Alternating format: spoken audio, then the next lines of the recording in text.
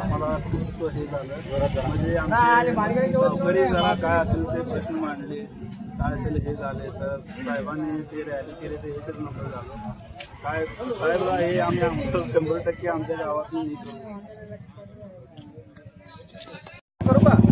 आज जनसंवाद यात्रेसाठी आमच्या जिल्हा परिषद गटाचे माजी सभापती श्री तम्मणगौडा रवी पाटील आमच्या गावात त्यांचं आगमन झालं.